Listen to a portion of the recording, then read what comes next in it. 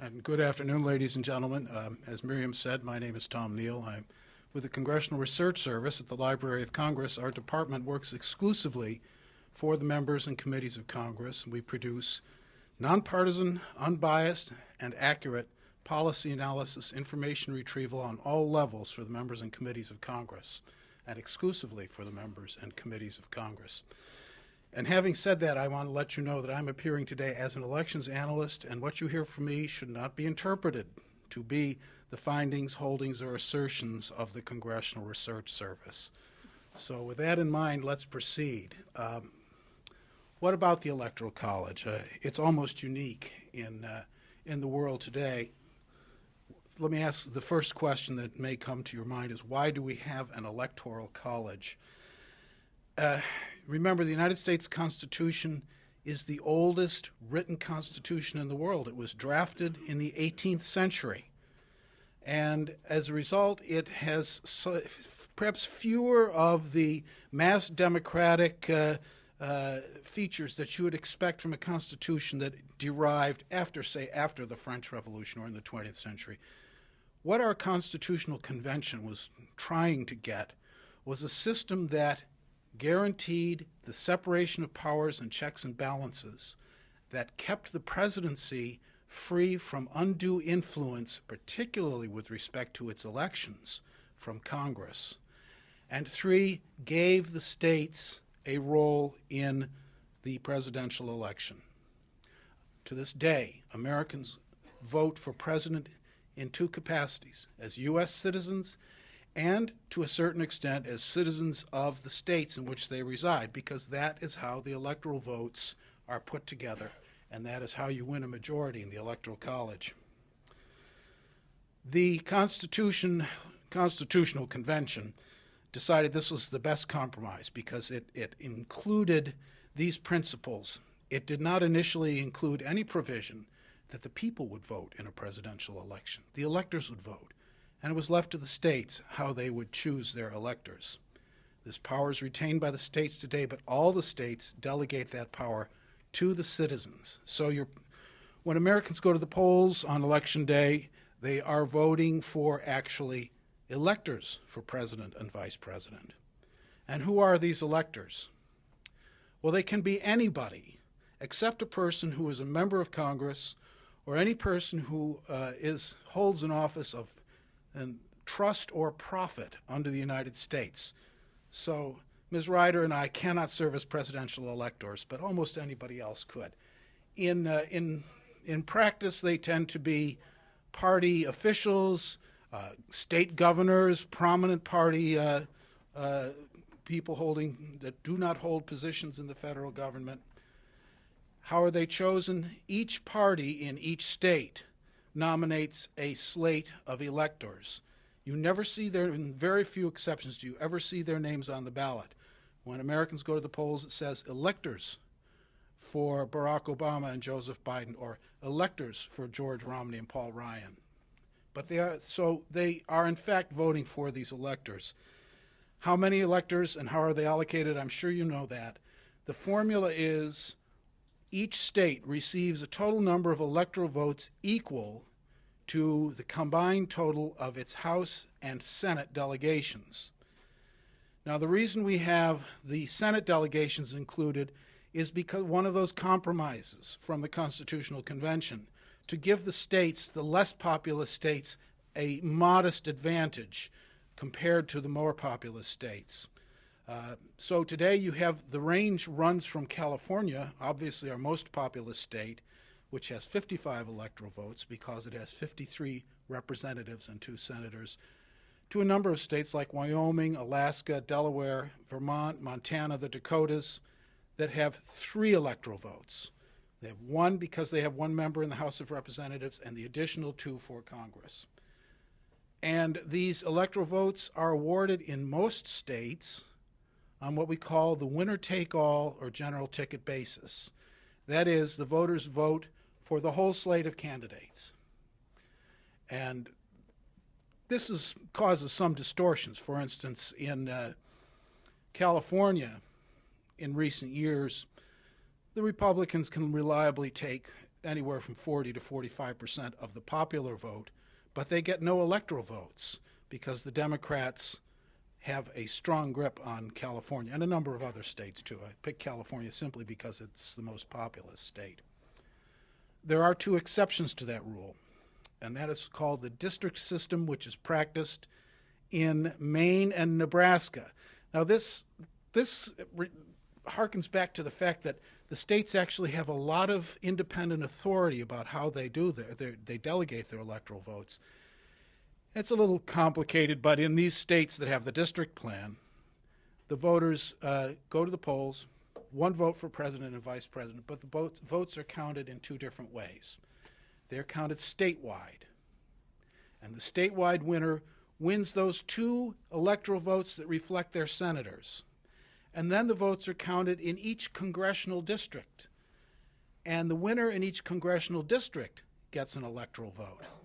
So you have a situation like we did in Nebraska in 2008, where Barack Obama and Joe Biden won the first congressional district, which includes Lincoln, the largest city in the state, and the McCain-Palin ticket won the second and third, which are more rural and more Republican. So under the district form, but they also, McCain-Palin also won the statewide vote. So under the district formula, they won one vote for each of their two congressional districts, plus the two votes for the statewide, which gave them four. President Obama and Vice President Biden won one for the one congressional district that they did win. Another question you might ask, why has this system endured as long as it has? Well, first of all, it's worked pretty well. More than 50 presidential elections that we've had, particularly since the ratification of the 12th Amendment in 1804, which I won't go into unless you ask me to. We've had a pretty good record, 47 to 51. This should make it 48 to 52 if everything works out, which is not bad in the greater scheme of things. It's not perfect. Secondly, and perhaps equally important, if not more important, the Constitution of the United States is not easily amended. In order to have an amendment, the most widely used of the two methods is that you must have an amendment proposed and approved by a 2/3 majority of the members of our two houses of Congress. And then, that is not sufficient in and of itself. Then the amendment is sent forward to the states, and the states must, 3/4 of the states, and that's 38 at the current number of states, I don't think we're going to be adding any anytime soon, must ratify it. Now, and to make it even more difficult, Congress has, for the past 100 years, whenever they have proposed an amendment, they have attached a 7-year deadline to it. So those three conditions make it difficult to amend the Constitution. And there's another more practical matter. Congress has a limited amount of time and energy to deal with these issues. And they simply don't choose to deliberate on it if it's not absolutely important. And that's because there are many competing demands on their time and energy. In the year 2000, as you will recall, Vice President Gore actually won more popular votes nationwide, but fewer electoral votes nationwide. And skipping over for a moment the question of who won Florida, which I'm not going to read, it's a settled issue. The fact of the matter is that President Bush won the election because of winning the bare majority of electoral votes necessary. And at that time, if you had asked me, and I was doing the same job, and I may even have been in this same room discussing the same issue 12 years ago, if you had asked me, well, if there is an electoral college misfire, won't Congress move quickly to propose a constitutional amendment? And I would have said, yes, I think they will. But they didn't. And the reason for that is that they chose instead to concentrate on the Help America Vote Act, HAVA, which established standards, new standards, technical standards, technological standards for voting, particularly electronic voting hardware in the states, and also provided a program of grants to the states to help them modernize their voting systems so that we could move forward in that area and make the recording of votes more complete and accurate and timely. For instance, as late as the year 2000, 10% of the people in the United States actually voted by paper ballot, which I know in many parts of the world that is pro forma. That's the standard operating procedure, but not you would think in this country. So let's move on to a timeline, which we are fast approaching the end of at this point. As you know, November 6th, Tuesday after the first Monday in November, is Presidential Election Day. That day was chosen in many years ago for a number of different reasons. Tuesday was not on a Monday, and in a rural republic that was very religious, nobody worked or traveled on Sunday. So this gave people who had to walk or ride their horses or wagon or whatever, gave them a full day to get to the polling place, the voting station in their county. It also was in November, which was the right time window for the expiration of the presidential term. You had to hold your election sometime, certain amount of time before the expiration of the term. It was also good to hold it in November because the harvest had been collected, and the farmers had some spare time on their hands. And also in the northern states in November, the roads are clear and dry. You haven't had major snowfall. There's no mud. It's easier to travel. So these are some of the arcane reasons that led us to establish our election day on Tuesday after the first Monday in November. Once the election, the voters have cast their ballots, the Electoral College will then meet, and they meet this year on the December 17th to cast their votes. They meet separately. They do not meet in one place, and there's a reason for that that also goes back to the Constitutional Convention, because the members of the Constitutional Convention were afraid that if the electors all met in one place, that there would be a lot of opportunities for political bargaining and intrigue. So they deliberately chose to require the electors to meet in their respective state capitals. There is one date before that, December 11th, which most of us had never heard of before the year 2000, the so-called Safe Harbor date. And you may want to keep that in mind in the event that there is a very close election as there was in 2000. The Safe Harbor date is the date set by federal law when the states, if they have procedures in place to decide contested ballots, and if they have made a decision using those procedures, that decision is final. And that was the date that Florida was bumping up against in the year 2000. So December 17th, the electors vote. It happens in the state capitals, usually in the state capitol building. Some of the states make a big public ceremony of it. Some of the others, they just meet, cast their votes, and leave. The results are forwarded to Washington, to various officials, including the Administrator of General Services, who runs the National Archives, the Secretary of the Senate, the Clerk of the House, the Judge of the Federal District Court for Washington, and the Judge of the Federal District Court for the district in which they meet. And then, according to law, by law, on January 6th, the Congress meets in joint session, one of these rare joint sessions, to count the electoral votes. Now, January 6th falls on a Sunday this year, so it is very likely that Congress will postpone it to Monday, January 7th. Most of the time, these electoral vote counting sessions are pro forma and very routine. However, sometimes you can have high drama. In the year 2000, members of Congress sought to file a complaint about the electoral vote from Florida, as you may recall, claiming that it was irregularly given. However, they did not meet the requirements for that, so Congress could not consider the objection. In 2004, it happened again, and this time they did meet the requirements. And when you do have a contested vote in which the petition has been properly submitted, the two houses then have to break, meet separately, 2 hours debate, take a vote, go back and announce their decision. And if the two houses vote to exclude those electoral votes, then those particular ones that are in contention, then they are out. They are out.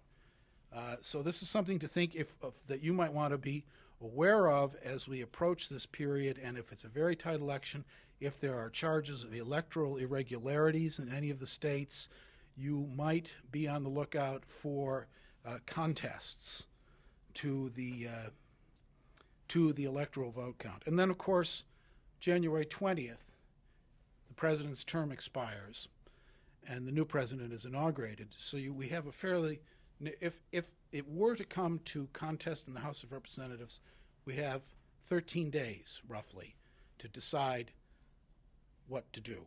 So it's a fairly compressed window of time, and depending on how the election turns out, we'll see whether it moves smoothly, which we all hope it will, or whether there will be political controversy. What are some of the worst things that can happen under the Electoral College system? As I mentioned before, the so-called misfire, in which one candidate or set of candidates wins the electoral vote but loses the popular vote. And this has happened under the current system 3 times. In 1876, with great political consequence for our country. In 1888, with no political consequence for our country. And in the year 2000, with a lot of political strife that grew out of the Bush-Gore case in Florida. I'll mention just 1876 because it appeared that the Republicans might lose to the Democrats in the 1876 presidential election. And there were contested electoral votes. And an electoral commission was considering which side to give them to, award them to. And the Democrats and Republicans, there was a lot of talk, particularly in the southern parts of the United States, which had been under federal occupation since the Civil War, about civil disturbances in the event these electoral votes were awarded to the Republicans. So meeting behind closed doors, the political leaders made an agreement whereby the Great Compromise of 1877, whereby the Democrats acceded to the commission's award of the electoral votes to the Republicans, and therefore Rutherford B. Hayes became a Republican, became the president, in return for which the Republicans agreed to end Reconstruction in the South, which meant the withdrawal of federal troops which had been enforcing civil and voting rights for newly enfranchised African Americans. And with the end of Reconstruction came a 90-year period in which blacks lost most of their civil and all of their political rights in much of the South. So it's a very important election in our history. In 1888, nothing happened. They just said, oh, that's the way it goes sometimes. 2000 kind of fell in between, I think. What's another contingency that we can look at? We may look at. We don't see them very often. We call them faithless electors. Remember, these are real people, and they actually mark the names of the candidates they are committed to down on a paper ballot. Faithless electors are electors who vote against the candidates to whom they're pledged. There haven't been many. There have only been 9 since 1900. Some of the instances are amusing. In the year 2004, an elector in the state of Minnesota decided, and this was an elector who had been elected for Senator Kerry and Senator Edwards, and this elector decided, we don't know who it was because they did it by secret ballot, that the elector thought they were both pretty good, so this elector voted for Kerry for president and for Edwards for president. In 1988, when the Democratic ticket included Mike Dukakis of Massachusetts and Lloyd Bentsen of Texas, one elector decided that, and it was a lady, we know because she talked about it, she said she didn't care much for Dukakis, so she voted for Bentsen for president and Dukakis for vice president. Now, 26 of the states do have either laws or party rules on the books saying you can't do this. And if they find out in advance of the date on which the electoral votes are cast, they can fire the elector and bring in a replacement. But once 24 states have no provision for this, but once the electoral vote is cast, this is a decision that could come before the courts, and we don't know how the courts would decide because it's never happened in American history. And let me suggest that if we're looking at scenarios, let's say if we had a very close election and the electoral votes were counted in Congress and we found that there had been several faithless electors that changed the results of the presidential election from what had been anticipated, how do you deal with that? And what sort of time frame do you have? 13 days. Another contingency that has been talked about this time, and probably with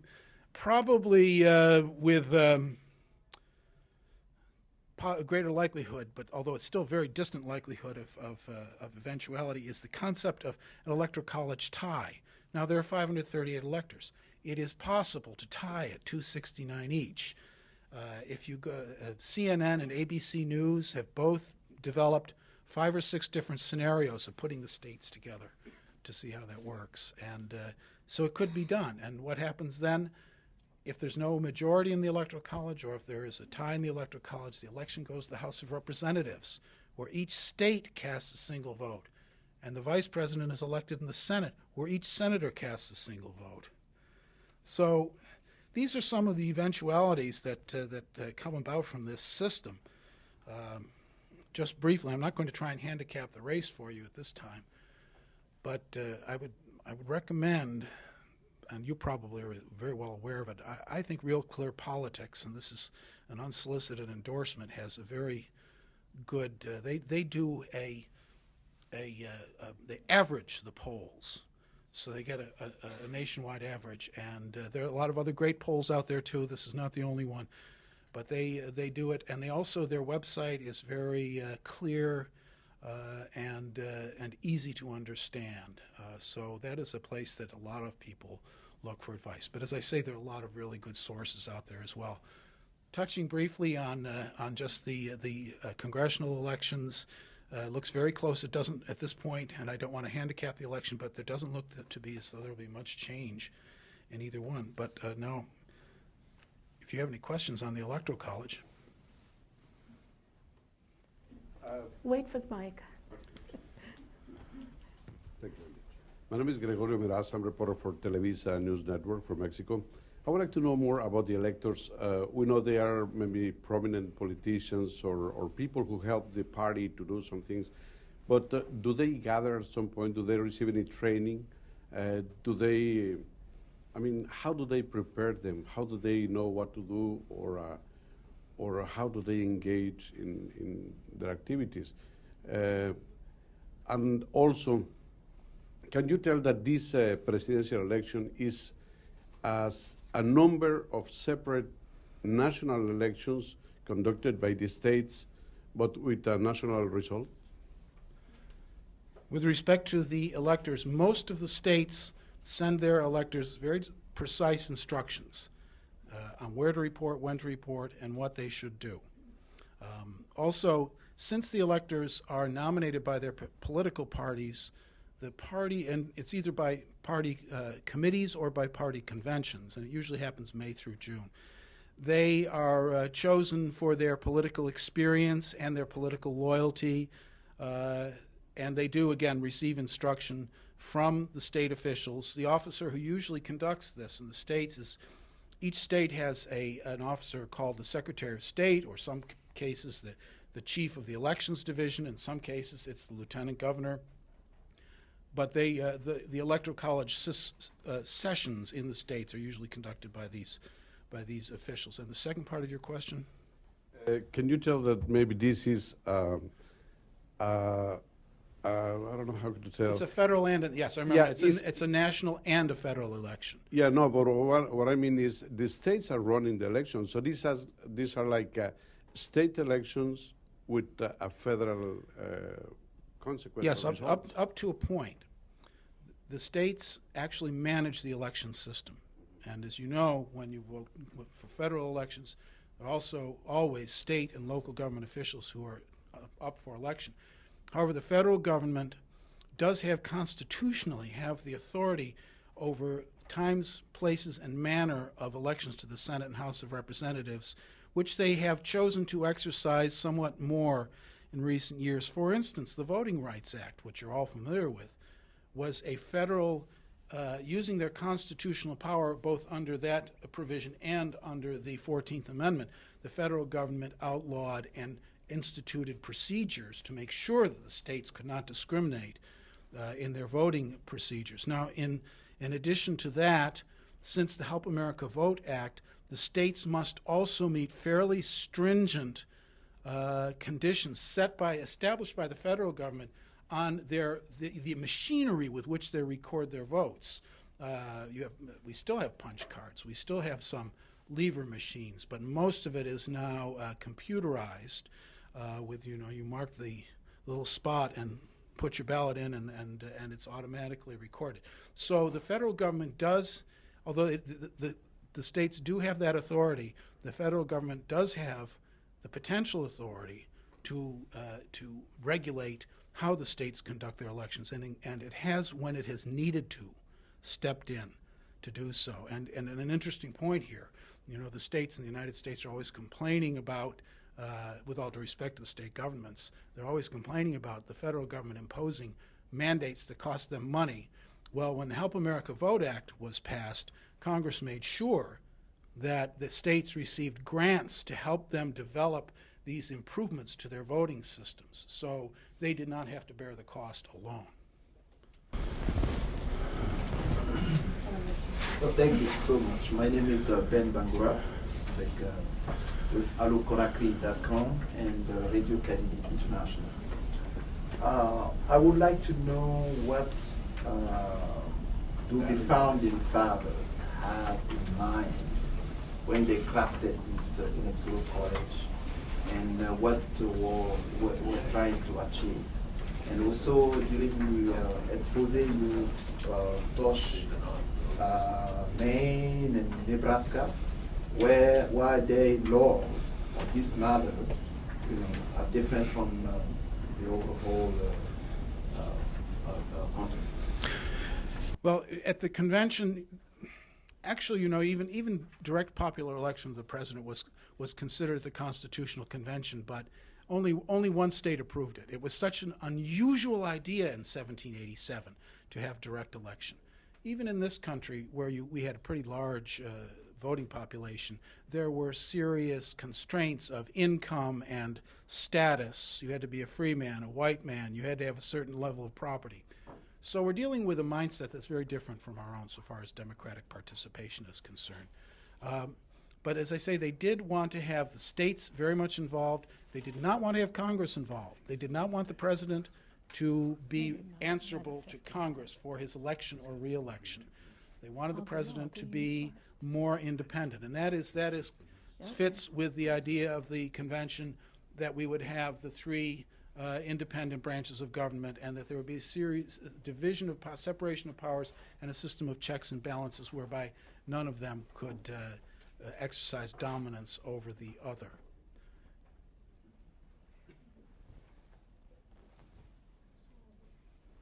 Michael, Abu Dhabi TV. This is a little bit off the Electoral College, but could you speak a little bit about voter ID laws and the influence of the Supreme Court on the election? Voter ID laws are something that has come up in the past, in recent years. The concept that a person would have to actually show photographic identification. This is not true on the federal level. This is essentially a state issue, and the states. Some of the states have instituted these laws, and many of them have been challenged. And as you know, some of them have been stayed. Some of them in their execution. Others, I think, may have gone further than that. But it's a matter before the courts, and different sides of the argument have different views on it. Really, it's a politically a very sensitive issue at this point.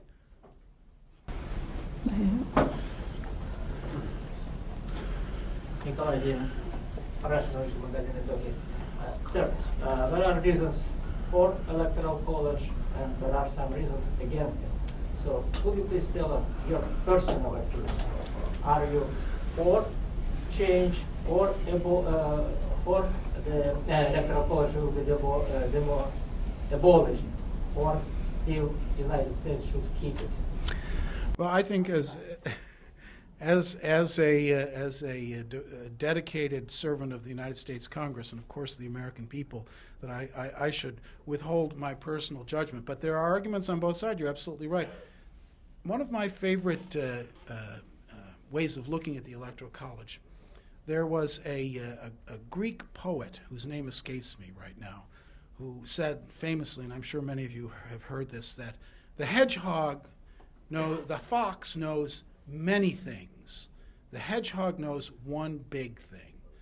Now, direct popular election in this country is the hedgehog. It's one big thing. The people rule. The majority rules. There's a very strong majoritarian argument in favor of having a single vote across country. In fact, there's an interesting movement underway now called the National Popular Vote movement that is seeking an NPV. You can Google it and find out about their program. What they want to do is have the states come together, not in the federal aegis, but by themselves, and adopt an interstate compact whereby they would agree that no matter what their votes were, how the popular vote was cast, that they would choose as electors the electors for the winning candidate nationwide. So this is would be a way of getting around the Constitution without having to do, legally, without having to do a constitutional amendment. Now, there are also legal arguments that are raised against that as well. On the other side of the coin, with respect to the Electoral College, it is, and you'll see in my report, advocates say it is an important part of guaranteeing the stability of the two-party system, and by that I mean the broad-based two-party system. Although we are somewhat more programmatic than we have been in the past, the Democrats are more. The centrism has a little changed. The two parties are moving in slightly different directions, but it's also considered to be by these people a pillar of federalism. If we have our Senate is apportioned on the concept of state equality. The Electoral College is apportioned on the concept that the states are subnational, but in their own right, sovereign political communities in which the citizens participate, both, as I said earlier, citizens of the state in which they vote and also citizens of the United States. So you have two competing philosophies there, and I think they both offer a great deal, and both can be very passionate in their advocacy. Right here. Hello, Melissa Cabo with the News Agency of Argentina, Telam News Agency. I would like you to talk a little bit more about this system, the Electoral College, and the polls, how it works, because if the electors are the ones who elect the president, how the polls, what's the role of the polls here in this system? Now, you're referring to the public opinion survey research, right? Well, the polls reflect, there are two kinds of polls. And there's the nationwide average, which we tend to look at. And that gives you a photo of national opinion.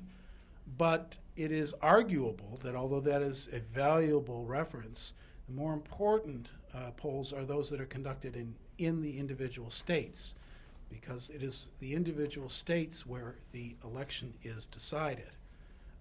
So I think that they also certainly, the survey research and the polls have a great deal of influence on the way in which the presidential candidates and their campaign organizations and the national party organizations plan and conduct their campaigns. If they say, for instance, recently there have been polls that suggested that Governor Romney is closing the gap in Ohio, which is one of the most important of the battleground states. And so you can be sure that the Romney campaign and the Republican National Committee have poured monetary resources into there for television time and for phone banks and for get out the vote, the ground game, as you know. And they've probably the schedules of the candidates are extraordinarily fluid these last few weeks so that they can be deployed wherever they are needed, wherever you see an opening. All of a sudden, Pennsylvania may be in play. And so there's neither Governor Romney nor Congressman Ryan has been in Pennsylvania in months, and I wouldn't be surprised if you see one or both of them there, especially in parts of the state that might appear to be more favorable to them. So they do have an influence. And there's another influence that just occurred to me, that they may have an influence on the minds of the people who look at the polls and maybe say, well, gee whiz, it's going to Obama. Maybe I should vote for Obama. Or, well, look at that. Romney seems to be coming back from the dead. Maybe I should consider voting for Romney. So I think that's another way in which survey research can influence the campaign. Right here. Hi, thank you. My name is Silvia Pisani. I am also from Argentina, from the newspaper La Nación. Thank you for all your information. We have a problem here, and I particularly have a problem, which is the headline. And the headline is, for me, on the night of November the 6th. And I'm dreaming about it, and I'm having nightmares with it, because everything could be okay if we have a clear election. But if the election is tight, the result is tight, everybody's going to show how this is going to be reflected in the college. They are going to say 260 something, or you know. So imagine the worst, because we have. I know I won't be able to call you that night. So imagine the worst, that the election is really tight, and they say 269 to 269, you know? Wolf Blitzer and everybody, hey, we have here this one. So we start to think in the Congress, no? Because the president is going to be elected by the House of if they are tied, yeah? If we have that scenario, what have to do? Well, first let me say, are you sure? Let's say we have 269 electors chosen for President Obama and Vice President Biden, and 269 for Governor Romney and Congressman Ryan. I've been talking earlier about the electors as independent agents, and there is a very strong body of opinion that suggests that although you can replace an elector before he or she votes, that you cannot change their vote after they have voted. So what's to keep one elector in one state from saying, this can't go to the House of Representatives. I'm going to step forward and change my vote and instead vote for the popular vote winner to cut the Gordian knot, as it were, to save the country from contingent election. Or what if the same elector says, well, I'm going to vote for my party. Well, that doesn't work, sorry about that. But this is a way around it. If it does go to 269 to 269, then there are other factors to be considered.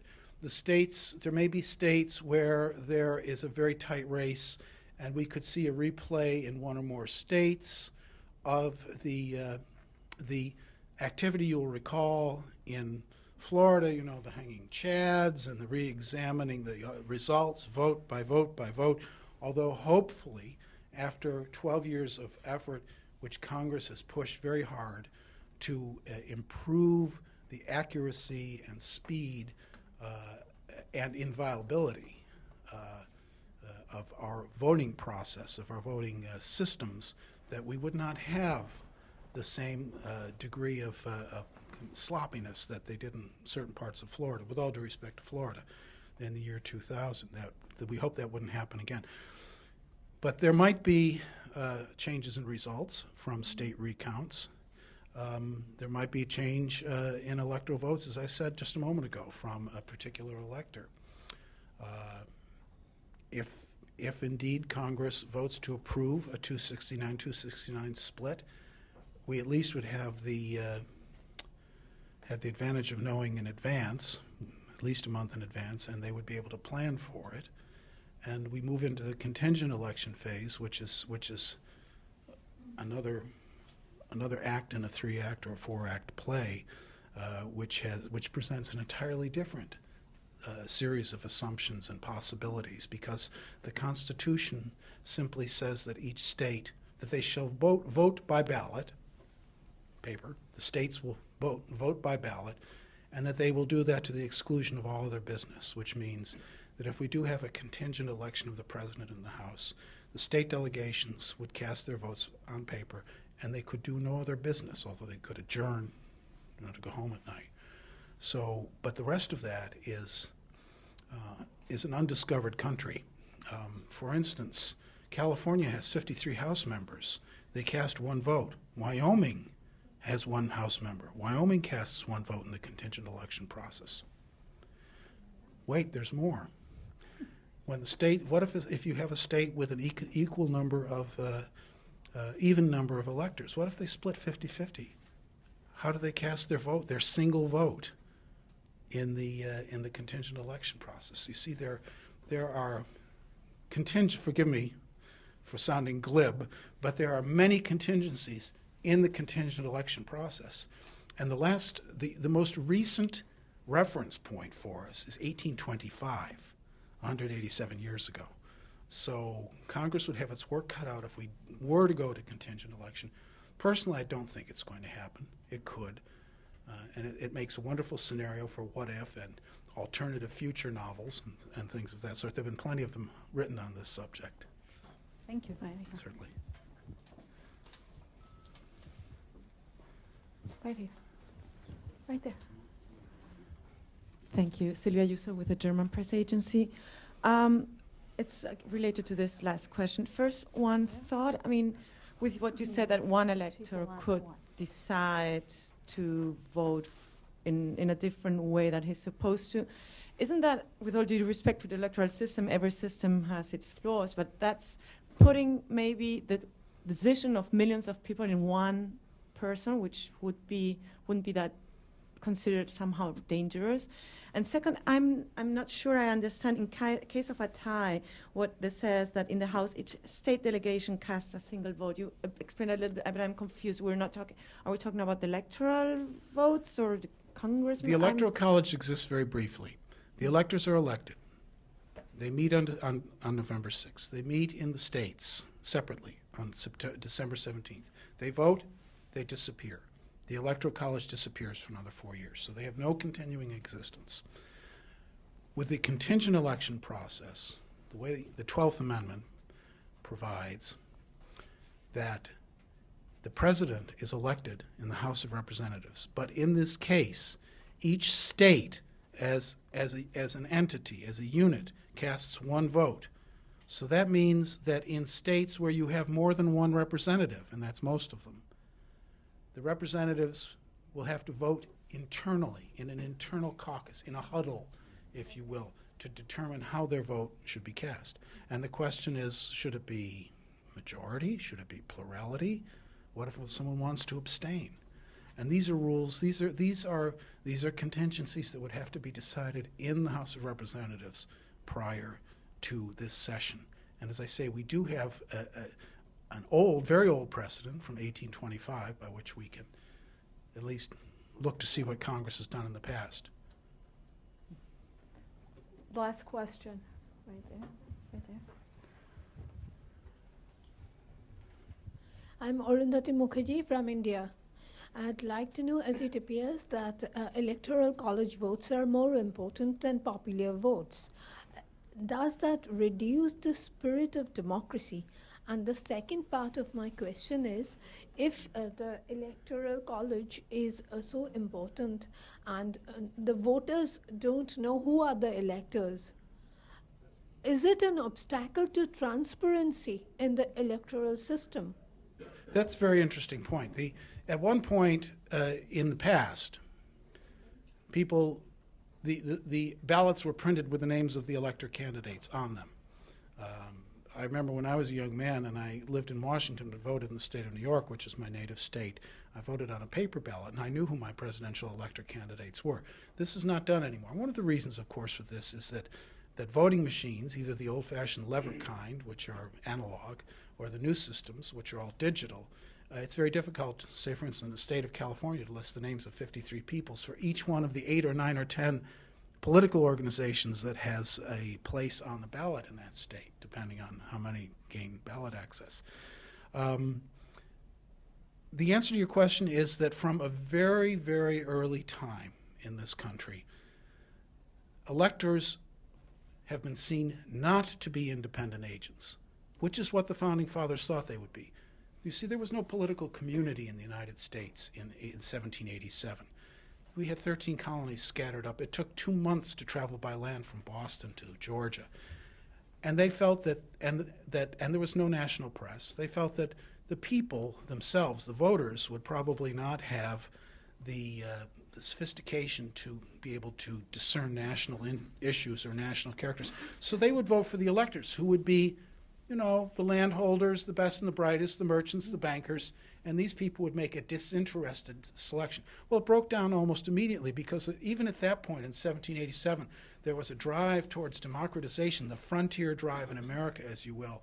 And people said, I don't, and very early, in the early 19th century, one elector, can't remember the name of the state or the elector or the person who said this, but an elector voted against instructions, and he said, I don't choose him to think, I choose him to act.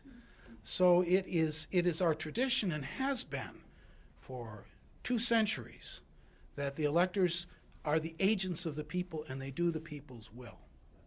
So, but we still have the constitutional provision that suggests, and again, we don't know whether this would stand up in court because it's never been decided in court, that the electors are actually fundamentally still free agents. Now, as I mentioned earlier, if you're an elector candidate for the Democrats in a certain state, and you say, I'm telling you, I'm voting for Romney.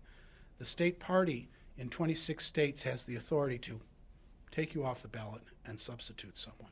But as I said earlier, once again, once they voted, it's an undiscovered country. It's new territory. Philosophically, you know, if we deal with in pure reason, yes, it can be said, as you noted, that having an indirect election of the president with these intermediate actors may cast some doubt on the. If you're looking for something pure about the process, if you really want something that is simple, logical, and rational, but let me suggest that the United States Constitution, although it comes from the 18th century, which was, you know, these were all men of the Enlightenment. They all knew they were Enlightenment philosophers, but it is, and it is an enlightened document, but it is filled, the Constitution is filled, replete with odd little compromises and odd little provisions, some of which we have stripped out because they needed to be stripped out, like the 3/5 provision and the slave trade and things like that, some at great cost to ourselves. But it's a very complicated, it's a short document. I believe it's probably the shortest written constitution of any nation today. But it's a very complicated one, and so here again, choose between the one big thing or the multitude of little things that maybe gives you the same value in the long run. Thank you very much for coming this evening. Thank you.